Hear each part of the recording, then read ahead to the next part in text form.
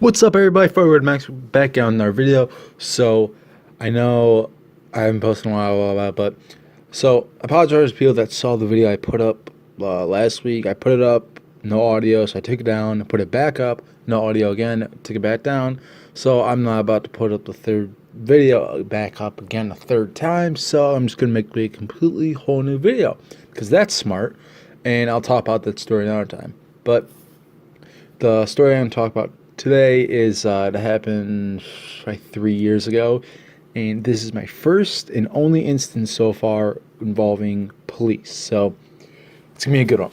So thank you all for staying loyal and subscribing, because I know I haven't been on for a couple months, but that's because I gotta get some bright ideas, experience some new things. But I'm back here, got another video, so let's get into it. So I don't know, you ever do something where it's obviously new to you, but when you do something new, you kind of, for me at least, I think about it a lot. Like, I'll think about it a lot. It won't come naturally. Like, the emotions are natural. Like, I'll be, like, for example, I was going on this retreat thing, and I'm not really a heights guy, and I had to jump and grab this bar.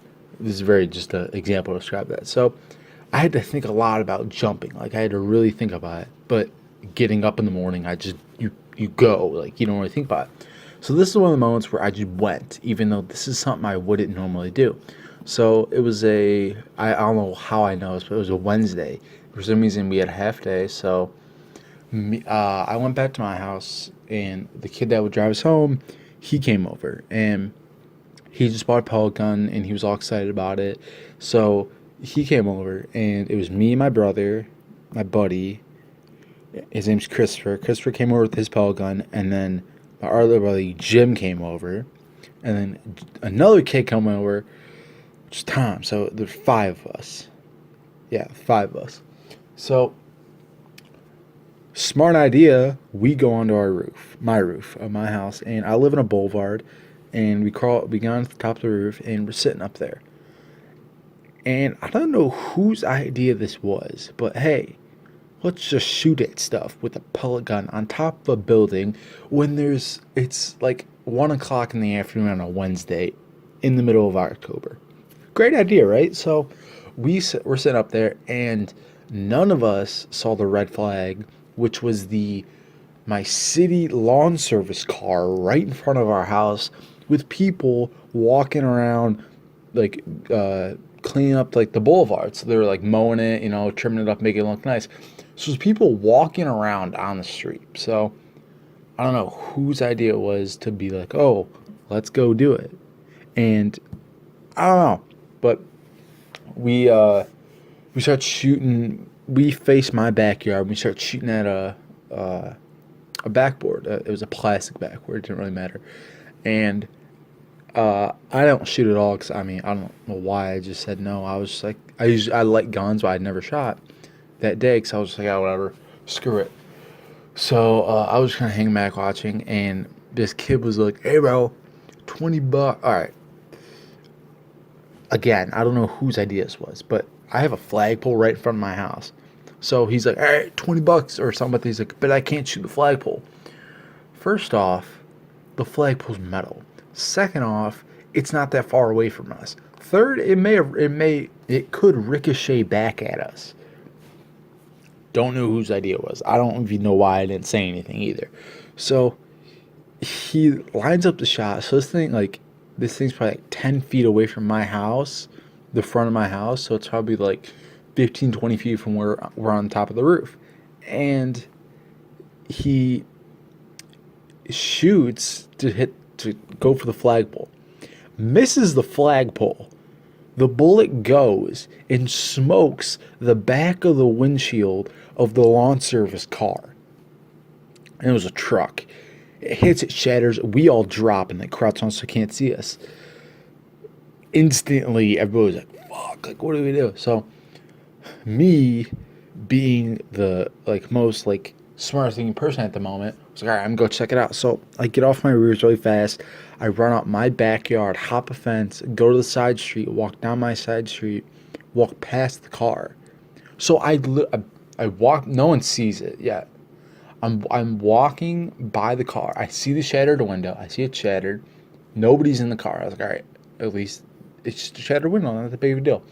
So I walk back and I tell him, yeah, windshield got shattered, blah, blah, blah, like that. And my brother was home. He wasn't. He was doing something, but he wasn't there. So knock on the door. It's the people of the car, and they're like, "Hey, we saw some kids on your roof with a gun, and like our windshield shattered. Like, I think it was you guys." So she's like, "We gotta call our boss." Boss called them, and then talked to my brother, and then cops had to show up, obviously, to make a report of it. Oh my God!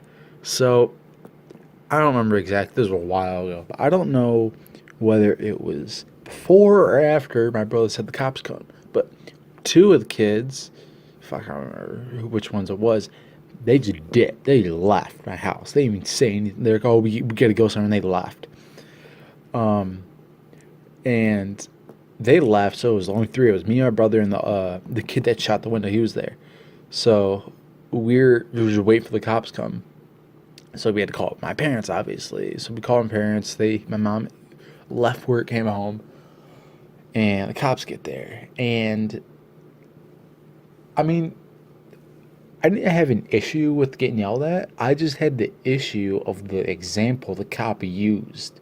So he talks to my mom. He calls us three out there, and he's talking to us. So okay, I probably shouldn't have done this, but I walk out there, and we're talking to him. So we got Hank Schrader from Breaking Bad talking to us, and like the black guy from Brooklyn 911. Those two guys are the two cops. So the Hank Schrader looks at and talking to us. He's like, what was going through your mind, blah blah, like giving us like the where you should have thought this before, blah blah. And he asked us, he's like, someone could have been in that car.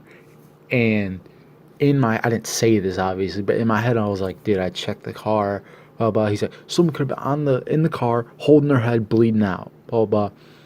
And the story he told us was probably the funniest thing I ever heard in my life. He was talking to us. He's like, you see a scar on my head? And it's like a line on top. He's bald, by the way. So Hank Schrader, get the nickname. It's like a cut on top of his head. And he's like, when I was younger, I was, I don't know where he grew up, but he's like, me and my boys, we used to climb trees, and hang out and like throw snowballs and stuff. But my buddy thought we would have a shovel fight, So I climbed up on this tree and they'd throw shovels at me, and I got hit in the face. I cut my head.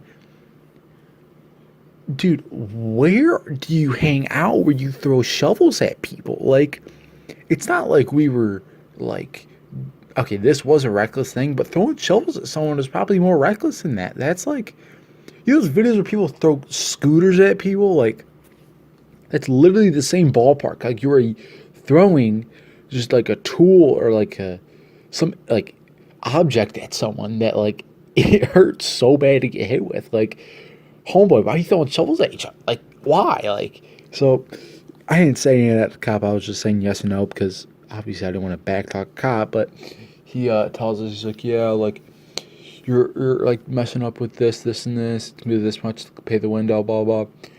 And the guy, the African American cop, he's taller. He walks away, and I have like trees and stuff in my front yard, and a little bit of it got caught in his pants. So he walked back to the car. His car got like a piece of paper or something to write a ticket. Walked back up, and the white guy didn't know he's behind him. He's like, oh, scared me. He's like, he snuck up on me like a ninja.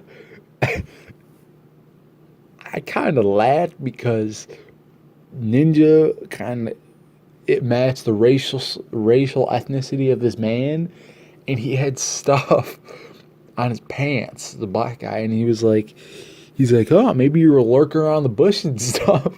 Like, oh god, it was bad. I was trying not to laugh, but he was pissed ass. And so cops leave, they give a ticket, blah, blah, blah. That was probably the most awkward 24 hours. The reason I say 24 hours was because first, my buddy had to leave. So he had to walk out, and you know how parents say, "Oh, goodbye, have a nice day." He was like, "Oh, bye." Like, what do you say? Like, sorry, I shot the window. Like, whatever. Uh, did that. My mom was all pissed off. We had the most awkward dinner. Didn't say anything really. But so when I was talking to the cop, I had my hands behind my back, so I wanted to look presentable.